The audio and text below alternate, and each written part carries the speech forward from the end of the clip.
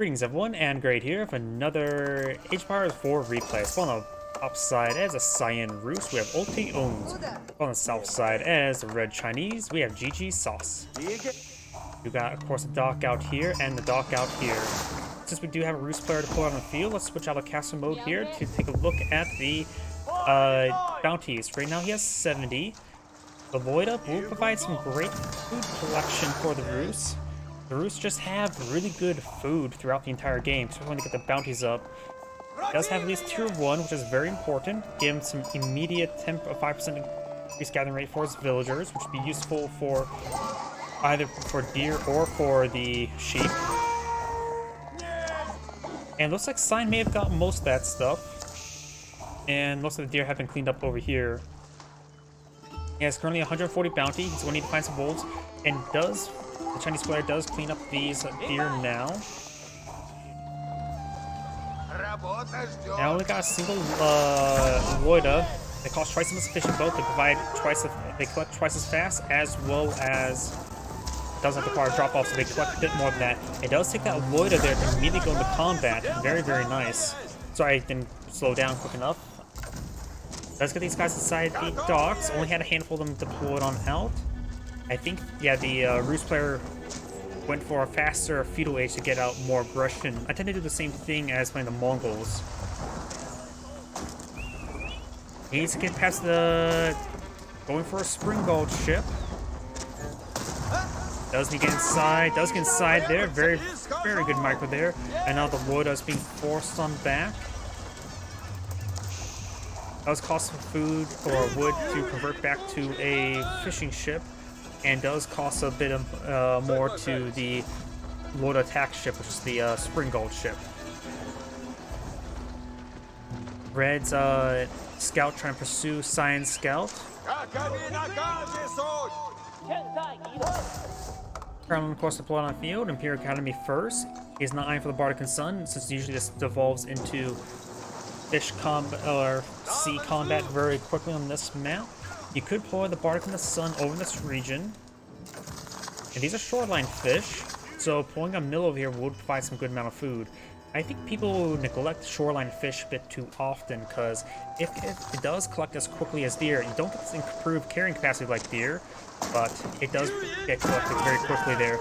Now I do got a Springald ship, as well as an arrow ship here. It does not have the arrow slits right here. And now we've got a fire ship here. It's going to get some great...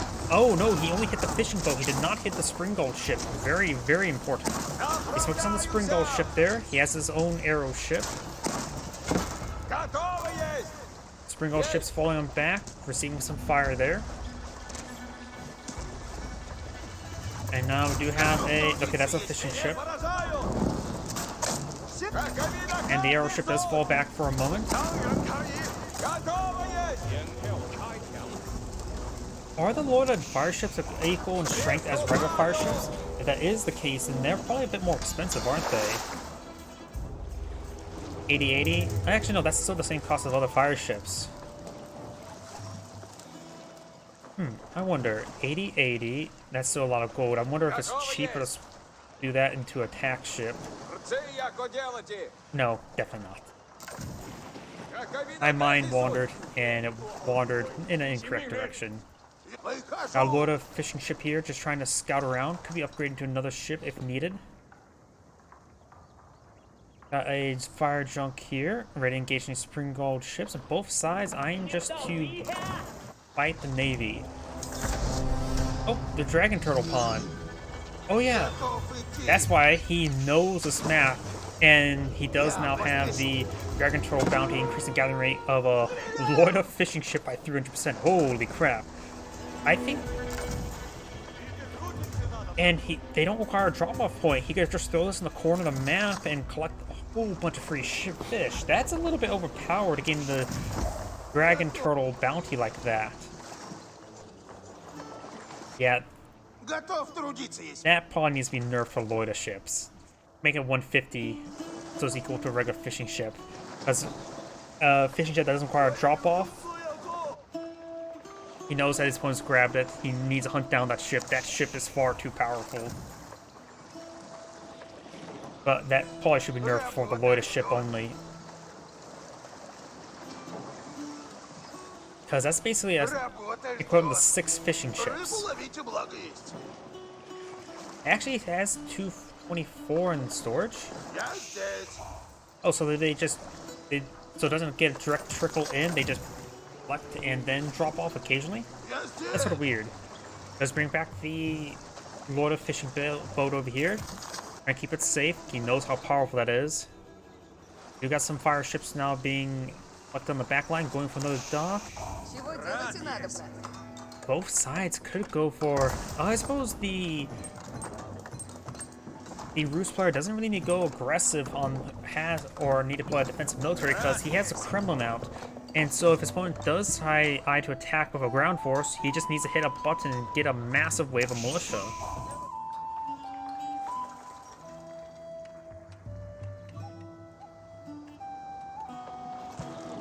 Let's see, load an incendiary demolition ship, 95, 300, 145 health, in comparison to fire junk. Here we go. Exactly the same. Okay. It's gone a little bit slower. Got now the 2 arrow ships and 2 springald ships advancing forward.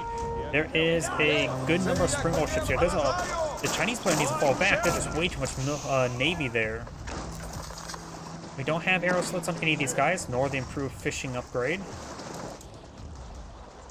These fire ships, they can do some serious work against these springald ships. There's a good number of springald ships here. There's 1 archer ship in order to gauge the fire ships.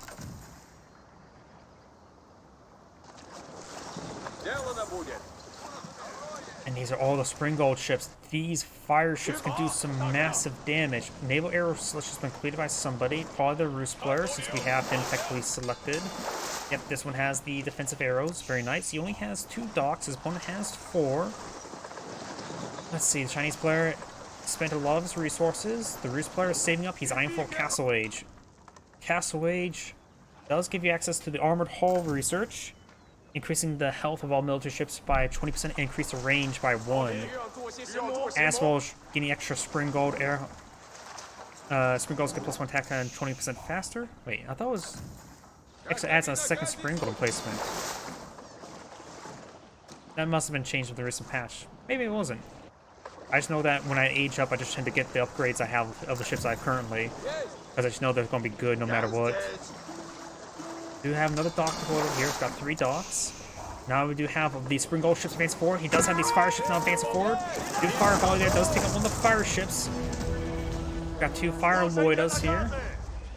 Over here we do have 6 springalds, 4 arrow ships. Arrow ship will focus on the fire ships. Very, very good. Defensive arrow placement getting some damage here. Now the fire ships advancing on forward. Get a massive hit there. Taking out 4 of those springald ships do go down. Now we've got a big broadsides here. More fire ships being put on view. It's going to be very, very good. One of them does get focused down. Does hit the fishing ship there. He does got 2 more of the springald ship there. Got this as a mortar ship. Being focused down by the springalds. More fire ships being blown out. Does have a good defensive line there. The fire ships, however, can break defensive lines. And does get hit there. Does hit the fire ship there before sustaining damage. Right now, the loyal demolition ship there does get a good hit there. Fire ships on both sides getting some deadly hits. Fire ship that doesn't engage the fire ship there. Does save himself there. Got 4 springalds versus 1 springald. And that is a worker ship. He has this one fish ship makes all the difference, the one that's buffed by the by the dragon turtle. There's another ship there. He does get those ships in, and villagers trying to torch down the dock, which is actually a good idea. He's getting arrow slits there. Is that the Bardican Sun? Bardican Sun's not being put on field, and a late Bardican Sun, but it's going to be useful nonetheless. Still the Tang Dynasty. Takes on another ship there. Now got a big wave of militia trying to push on forward, trying to engage the Bardican Sun. They do have regular torch damage, I believe. Actually, the torch damage seems a little bit on the weak side. I could be mistaken about that. He's get these villagers on the inside, does get 8 of the villagers on the inside, does lose 1 on the outside. But he's got the arrow ships onto those militia. There's a good hit there, taking out 4 of the ships, or maybe 3 of the ships. The militia will go down to the Bardican Sun. The Bardican Sun only does 1 damage versus docks, because it's fierce damage. But it does give covering fire for the villagers that start torching down the dock. And that's 8 villagers technically doing idle, so the villager count right now is very similar. More fire ships on the field may find the fire ships in return.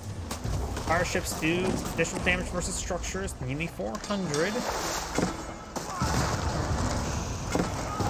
Get some great damage there, set that dock ablaze. Oh, all the villagers went down. There's a fire ship that came out. You can see the rally path there. He threw a fire ship into those villagers. He may... I would say that he could deny the use of that dock. Oh, nope, he's on the wrong side. You can use... I was going to say you can deny the use of that dock there with the Bardican Sun, but loaded ships do not require drop-off. And he still has the Dragon Turtle ship there, which is incredibly valuable.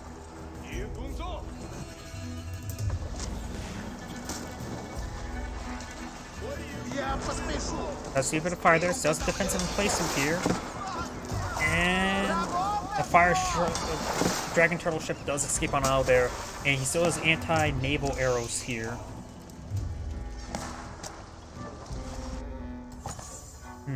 Let's take a quick look at that. All the actions now died down. Cyan has less villagers as opponent. Red has a significant number of fishing ships, but did lose a large number of villagers right there.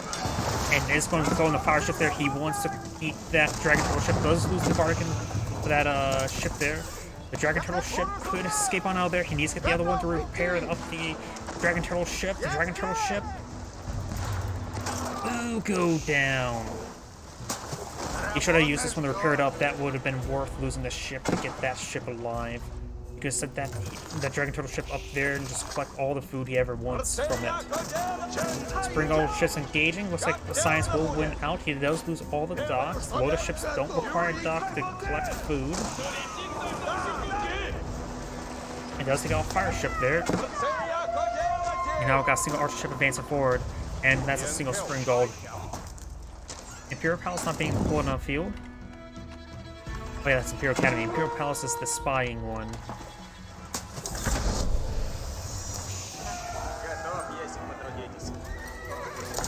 And now it looks like the Roost player is going to be eyeing for a ground war, eyeing to pull out some knights, getting the Knight upgrade, upgrading early knights to regular knights.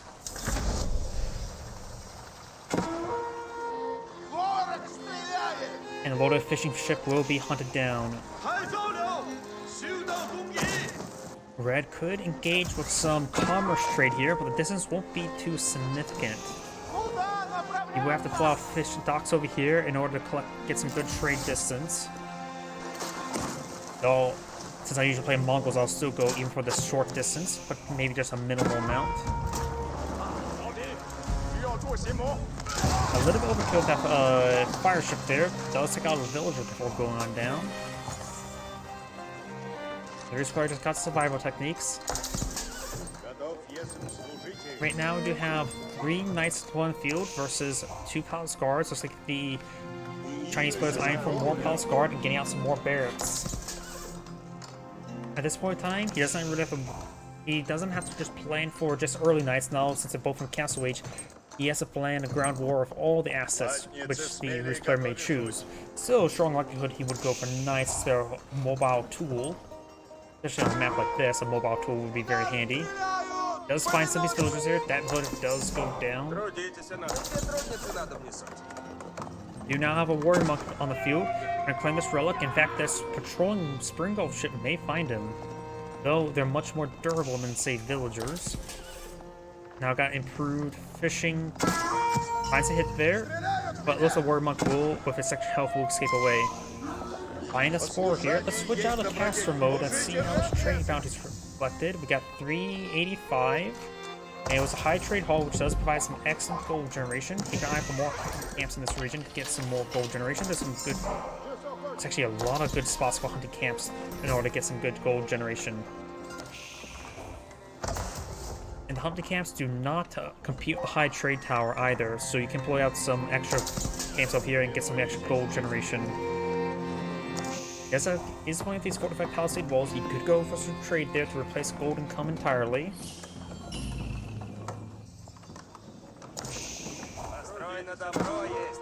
With the high trade hall, you'll eventually get the tier 3 trade bounty. Knights advancing forward.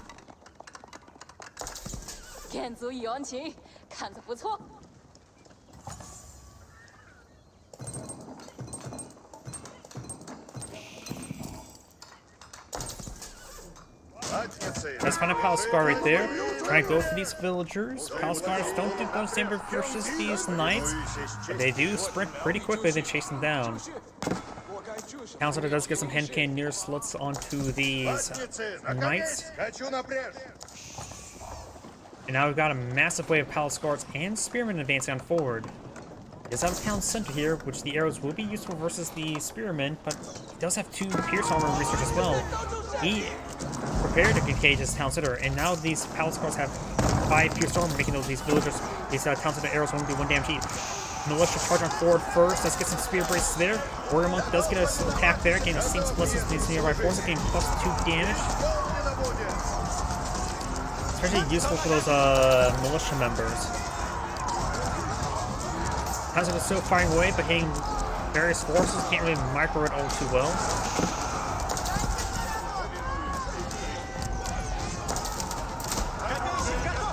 Sending the Palace Guard there. Palace Guard's just sending minimal damage. And he's going for a conversion ritual there. He does back away from it. Maybe a little bit too early. Good try. And it looks like some of these villagers, they were idle next to that wooden fortress there.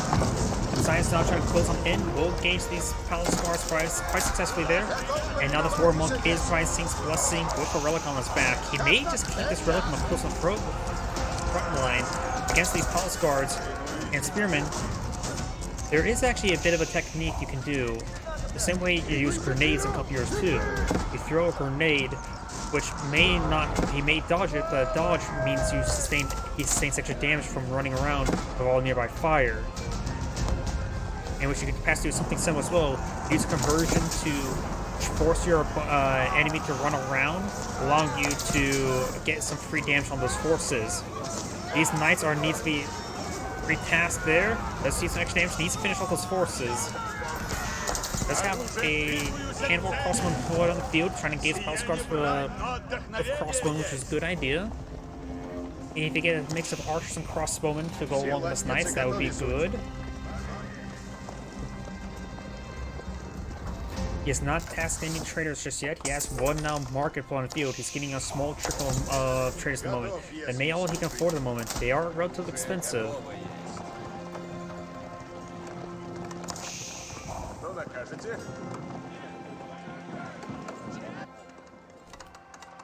You're now keeping people on the field, as well as an outpost here. And the Spearman will get a spear brace there. Or should just continue to engage.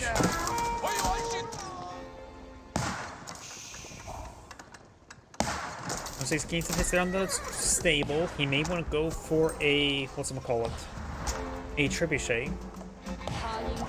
Red's not going for some more economic research as well as boiling oil. For economic research, Sign has food, ×2 wood, and 1 gold.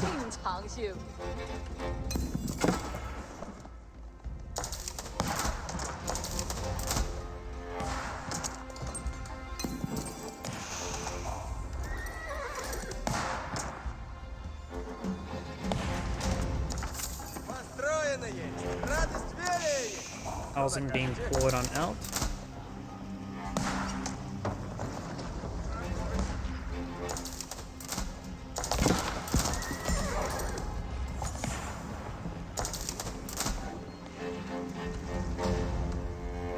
Rolling up on the front line there. Red's in an ever-increasing good position with all the extra food he's collecting. I heard another relic being claimed. It looks like Red has 2 relics picked on up, and Sign has 3 stored away. We got palisade walls and fortified palisade walls trying to cross each other. As well as outposts here. Both sides trying to establish a front line. Sign needs to really get this area secure for his trade network. He does have, of course, a second town center on the field playing extra villagers, so he does need that. after losing the sea. Our wooden fortress there. These villagers will be cleaned up. Does get a small group of wall there. There's still an opening right here. Now you'll start seeing those traders. These villagers need to get inside the wooden fortress there and run away with the others. He's not moving forward with his ground force. Crossbowman Knight. And does pull out that trader there. That trader does go down. And that wooden fortress did not last so long now, did it? Knights advancing forward. There's a good number of spearmen here. Yeah, that's just most of the closest spearmen. It's half and half about. He will go and stop that outpost from going on up. Let's try that one. Now eyeing for this sacred site there. He will need to use a transport ship to claim this one. And King will give him a nice little tithe of gold income.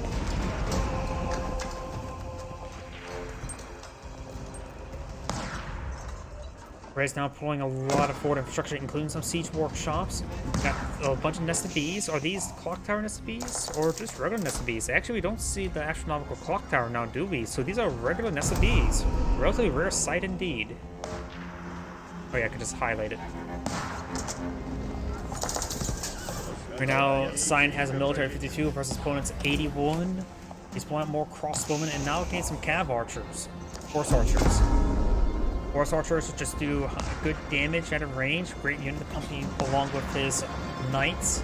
Well, they don't get any bonus damage. He may want to go for regular archers because they do get bonus damage versus all these spearmen, which is a big threat he's fighting against. He's not going for a pair of battering rams. Mangonels would be pretty nice as well. SB's pushing way forward. Wooden Fortress does spot all this. It's on upgrade at the moment. And we see private damage there. SBs do not get bonus damage from structures like Mangonels.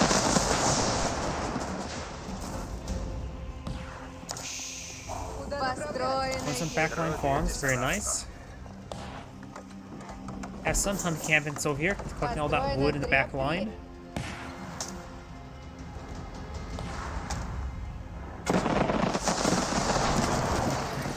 Looks like he needs to get some of these traders to stop trading. And now do have this town center receiving a bit of fire there. And now these knights are turning forward. We'll receive a massive spear race there, but should be able to overwhelm these spearmen no problem.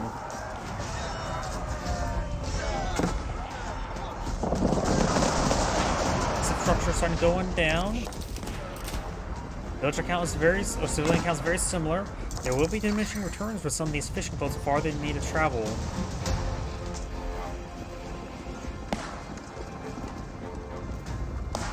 Now I've got the Great Gatehouse on being deployed in the field. Where is it being deployed out?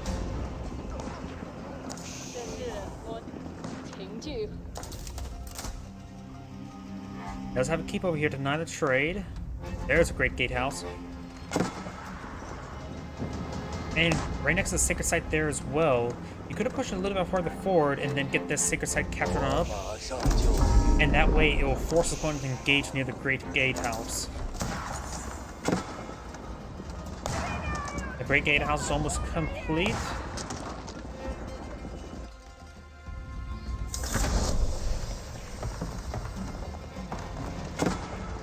Knights, don't interrupt there. Traders pushing way forward. There's, of course, this keep here. You may not be aware of the keep just yet. The Roost player needs trebuchets. Does have a handful of Mangonels being pulled on the field, which is good. Just going to try to intercept this gold deposit there. Oh, looks like they stop right there. And now some of these villagers will go on down. Sign sells this gold deposit here and this gold deposit here. He has plenty of gold to work with, especially that backline one. It has over nearly 7,000 gold remaining. So the Roost player has plenty of gold to play around with before he has to really focus on getting traders. Or another gold source, such as this one here. And if he's able to claim this area, there should be plenty of gold to fulfill him for the rest of the game. He still has to focus on the sacred site. That's another big problem as well. He needs to hit over here and over here. Mangonels looks like got some good hits there. As you got the high armor, he's going to bring in some more powerful siege technologies. Probably a good idea. He has some time to play around with, but he needs trebuchets. Doesn't have a whole lot of population space left, but he needs trebuchets. He doesn't have any battering rams either. I don't like the Roos's composition at the moment. It's lacking appropriate siege. High trade house or high armory now deployed on the field, which was deployed back here. Let's see. More bombard damage wouldn't be half bad, but the siege crew train is going to be very important for the number of Magnellas he has deployed on the field. Got mod SPs here. Magnellas firing his volleys there, gets good diff, hits. Now getting a lot of technology research, including banded arms, or spring bolts. He's going to rely heavily on his siege right now. Force Archer's firing away as well. He doesn't have the elite technologies just yet, so there's a little time for the Chinese player to make do. Magnellas or SPs finds some good volleys there. Gets some good hits there on the Palace Scars. Palace Scars trying to flank. SPs have gone down the spring bolts. Very nice. Got another SPs pulling on field. I'm so used to saying clock tower and SPs, but that's simply not the case this time around. Palace Scars streaming around everywhere. The Chinese player has a good amount of production queue, has another 17 hand cannoneers in the queue as well as Palace Guards. So the Chinese player is doing a great job of re-maxing out. Granted, hand cannoneers do take a bit of time to redeploy on the field, and they're streamed on in poorly. Palace Guards just everywhere, causing some mayhem. You'd be surprised how single Palace Guards can cause mayhem. There's a single spearman there. The villagers could try shanking him. Villagers, do they get effects of armory attack upgrades? They do actually have 14 damage right now for a melee attack, which could be reasonable enough to protect themselves against those. Oh, wait, no, I was looking at the spearman on high. They do have 8 damage for stabbing units, so they could perhaps take out those lone spearmen if they pop up. Just not so much Palace Guards, they have too much armor. And these spearmen are moving around. Does get a spear brace there. Responding too much force in the back line. He didn't need to bring back the siege could have stayed here. The Kremlin could be upgraded to Spring Gold, which wouldn't be half bad. Second sight victory in 6 minutes, 30 seconds.